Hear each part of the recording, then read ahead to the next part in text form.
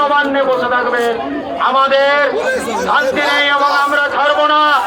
আজকের DM office ঘেরাও হচ্ছে, 4 তারিখে প্রত্যেক বিডিও অফিস ঘেরাও হবে।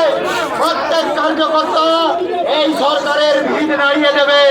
ভারতীয় জনতা পার্টি জনগণকে সঙ্গে নিয়ে পশ্চিমবঙ্গের ক্ষমতা থেকে মমতা ব্যানার্জিকে সরাতে বদ্ধপরিকর।